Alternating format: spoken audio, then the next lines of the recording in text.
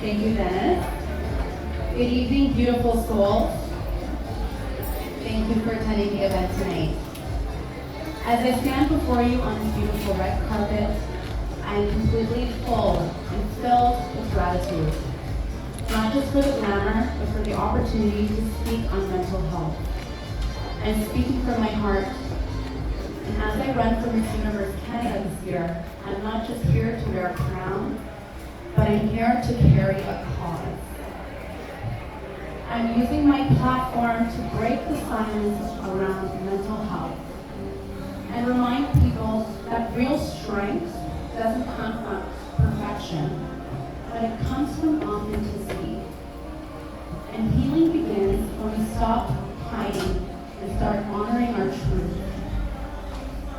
Right here alone in Canada, 1 in 5 of us is struggling with a mental health issue in any given year. 70% of those challenges begin during our youth and often in silence. And still today, less than half of those affected people actually seek help. I know this isn't just a statistic, it's someone's story, and the story was actually mine too. Where there was a time when I wore a smile, but I felt invisible. A time I kept showing up, but I felt like I was breaking inside. But I learned that asking for help doesn't make you any less, it makes you whole. And I'm here because I chose to rise. And I want to be a voice for anyone struggling and learning how to do the same. That's why I'm proud to partner with the Canadian Mental Health Association this year.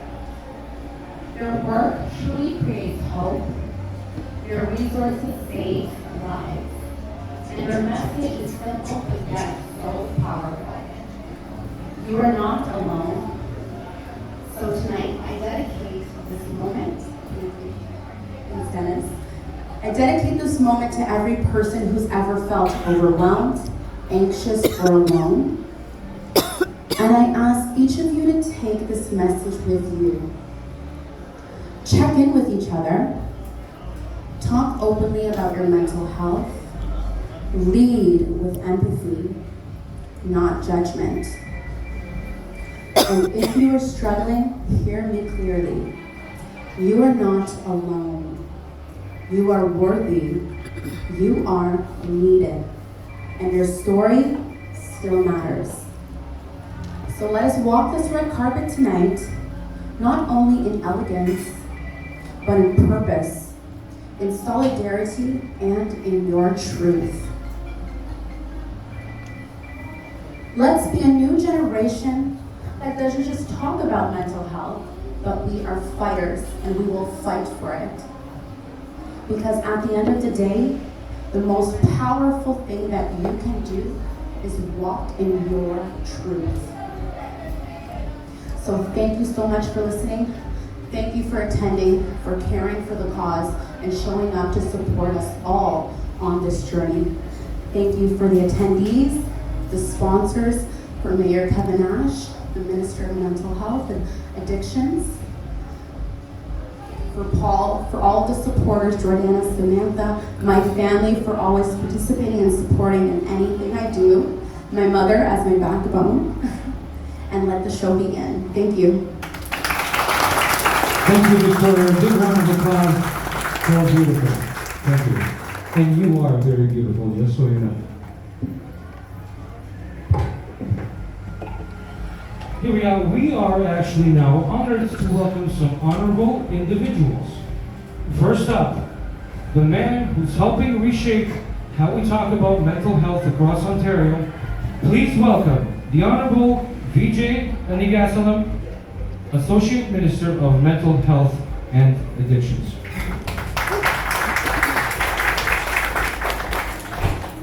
Thank you. Did you? Can you share?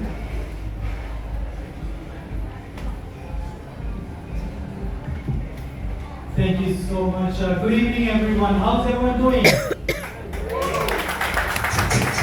Awesome. First of all, thank you to Canadian Mental Health Association and Miss Universe Canada and each and every one of you for being here to bring awareness towards mental health and addictions.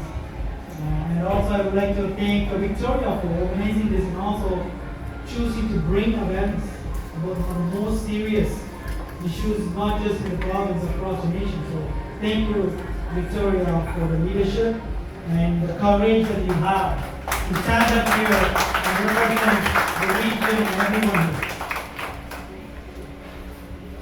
Folks, on behalf of the government, Premier Dashboard and Deputy Premier Sylvia Jones, we have a commitment towards the roadmap to wellness. This is a program that this government established. How many of you know Ontario never had a standalone ministry before? So since our government took office in 2018, by 2019, the first time ever, we have established a ministry. Part of the help to be mental health and addiction. And in 2019, we have kick-started a program called Roadmap to Wellness.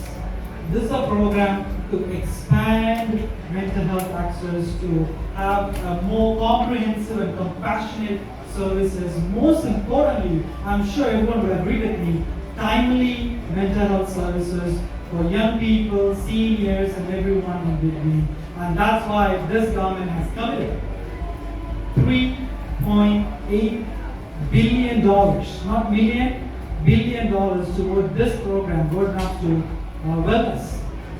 For example, she talked about how it's important to intervene in the young age. That's why we have expanded youth wellness hubs across over 30 regions in Ontario.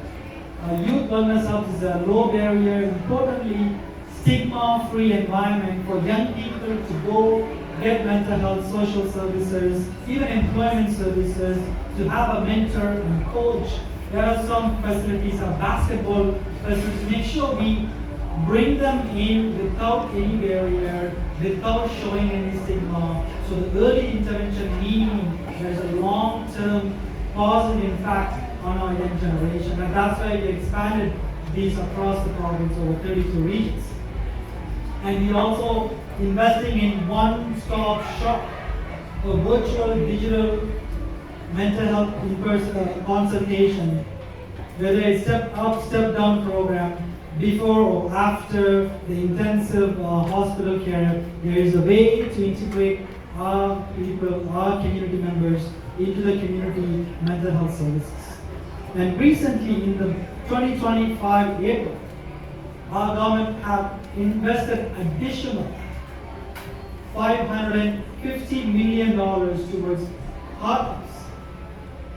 This is beyond the young people. Heart hubs is for homelessness and addiction recovery treatment hubs to ensure we have a compassionate and comprehensive approach towards that.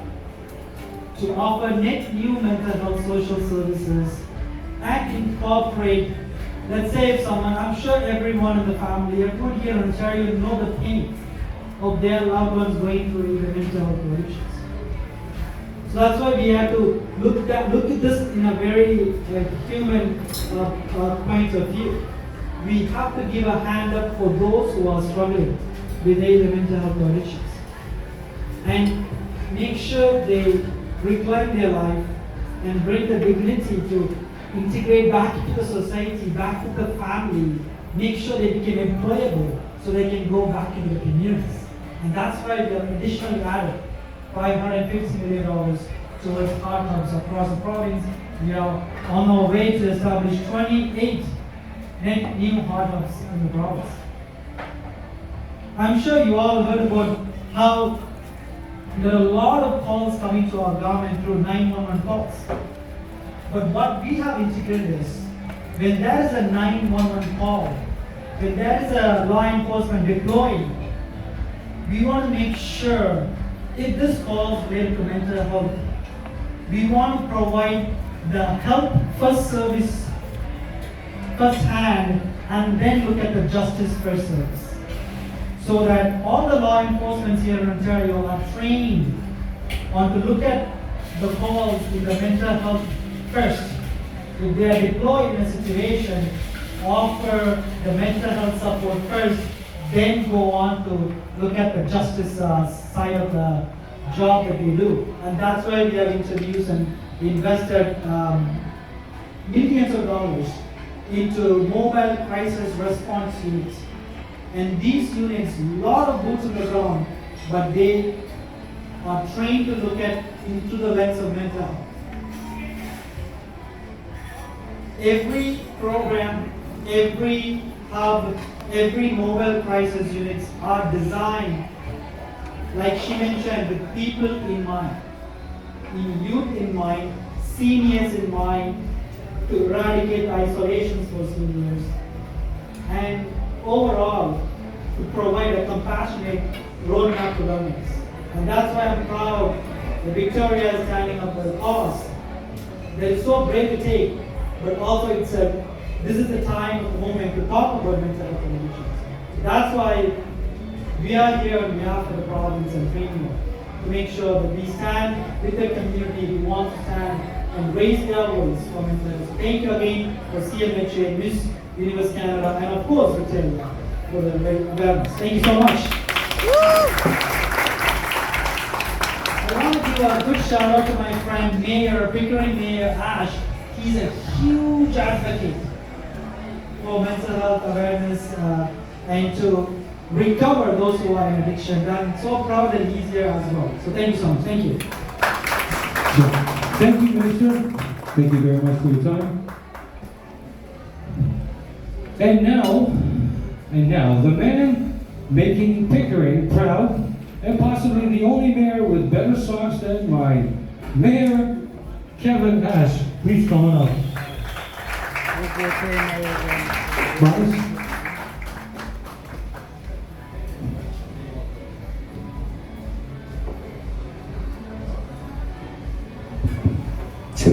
Oh, here you go.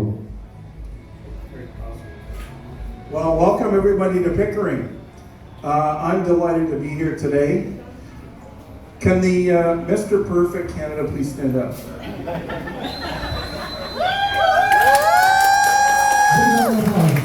Yeah. I just met this young man, and I find it an amazing coincidence that also Mr. Perfect, the minister, is here today in the same room. But this gentleman is representing our area, and he wants to be a police officer. So good luck in that vocation. I'm sure you'd be a great police officer here in Durham. Ladies and gentlemen, I'm here today to support Victoria, and Minister Vijay quite rightly talked about the importance of speaking up about mental health. So I don't want to bring down this great celebration, but I'm going to tell you my story. And my story is very sad. I lost my son, 27 years old, on April 1st, 2018 to suicide. Alex would have been 35 last Friday. Holidays are always difficult. Remembrance, what we've missed, how we miss them in our lives. So that's why I'm so happy to be here to stand up. Minister Vijay, fantastic advocate for mental health. Victoria talking about mental health. Ladies and gentlemen, mental health doesn't care if you're black or white. Mental health doesn't care if you're young or old, gay or straight, French or English. It affects us all, 1 in 5 Canadians. So it's important that we bring down the stigma attached to mental health. I had a neighbor hosting a wake over the last couple of days, and he said, my father-in-law just passed away from pancreatic cancer. We always feel comfortable talking about, what we're suffering from or what our loved ones are suffering for. But I don't think we'd have the same comfort in saying, my father's suffering from depression or addiction or schizophrenia. And we have to change that. We have to open up. We have to reach out. We have to support each other. So you being here today and supporting Victoria, who is supporting the Canadian Mental Health Association, you're supporting mental health. So let's keep that conversation going. One day a year we have Bill Let's Talk. My goal is to have 365 days of Bill Let's Talk. So thank you for coming to my city. I'm delighted that we have so many visitors in our city today. I appreciate your support of Victoria as she goes on to represent this great region at the competition. And I wish her well and her mom well. And I appreciate everyone being here. God bless. Thank you, Mr. Mayor. Big round of applause for the man who's keeping this place together. Thank you. And also, another honorable guest today, if I can also ask Mr. Paul Egley to come up.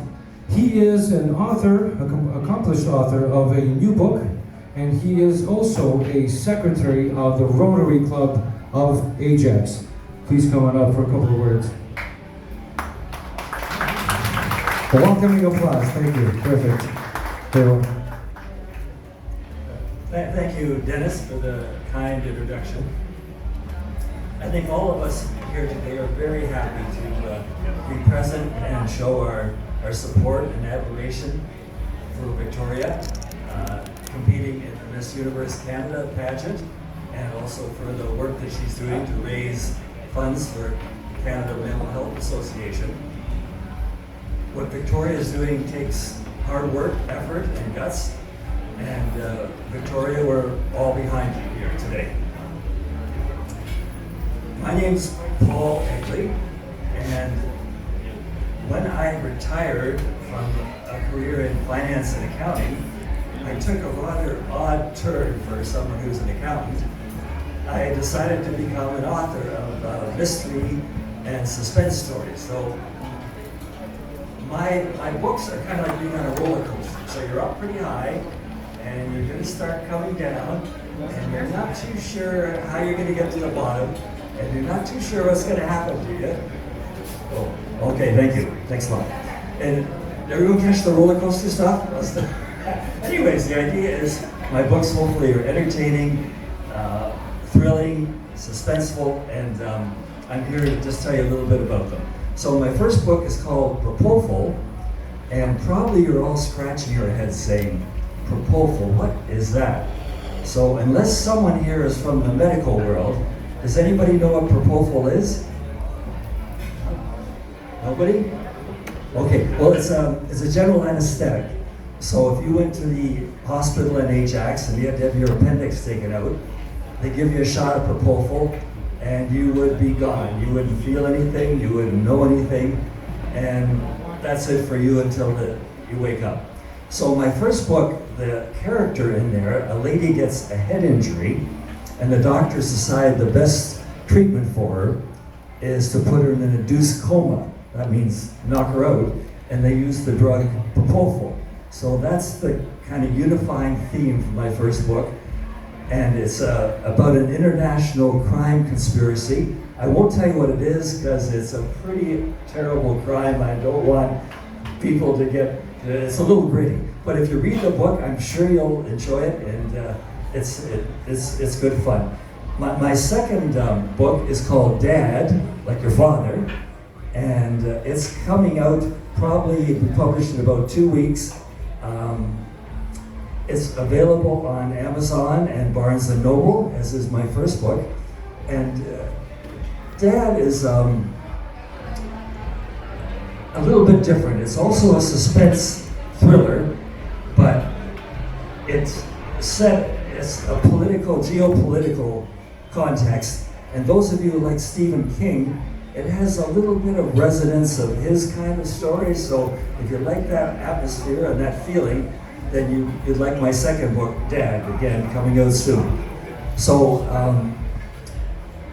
there's a Hollywood director that I like a lot named Alfred Hitchcock. And do most of you know of him? Most of you? Well, so he was being interviewed once, and a reporter said to him, "How come people like your movies so much? Why are you so successful?" why do people come to see your movies? And he said, well, one of the reasons is I like to make the audience uncomfortable. And I follow his philosophy a little bit the same way. I try to make the reader just a little bit uncomfortable in a good way. So anyways, to wrap this up, I want to express my appreciation to Simona and Victoria for allowing me to come here and speak. I'll stick around for a while if anyone wants to talk about books, and I hope you all enjoy the rest of the event. Thank you, Mr. Henry. Thank you for your time. And now for a special moment, please welcome Rusha Pandaya and Kiara Jabunath. Come on up. Please welcome them. Today I will be going to briefly speak on a very important topic, and that is bullying in schools.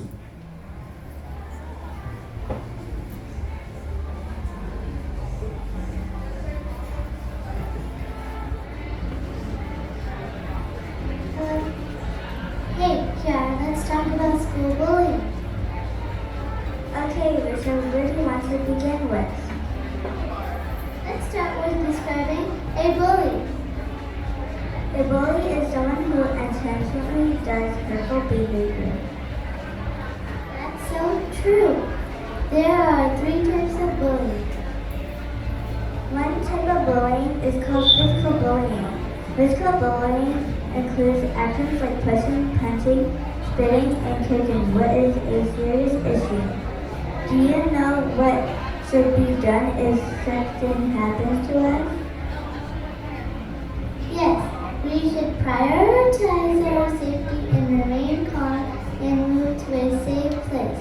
We should also defend ourselves but avoid fighting back to de-escalate the situation and inform a teacher or parent.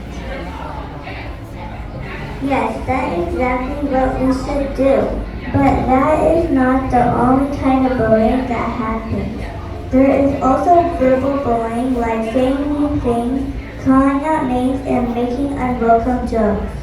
Do you know what we should do in those situations?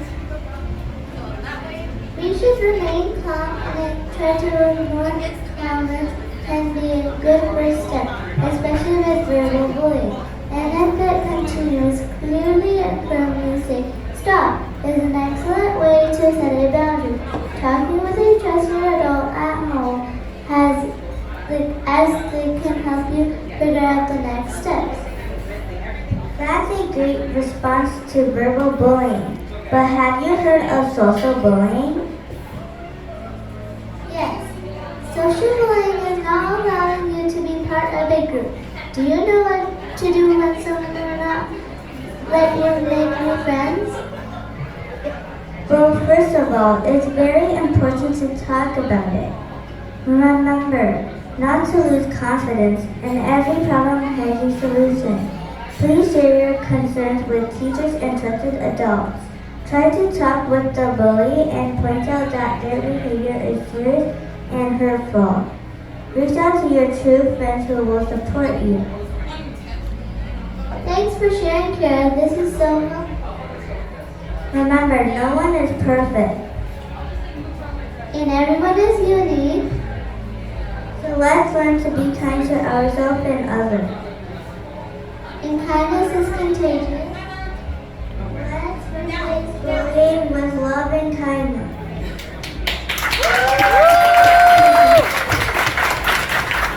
Big round of applause for these brave young ladies on a very, very important topic. Okay, and now, we're having a bit of an intermission. Stretch your legs, snap some selfies, and if you haven't visited our healing wall, now's the time to write something beautiful. We also welcome Paulo Pinzon Iradian for being our artist, our drawing artist, which is situated in that far corner.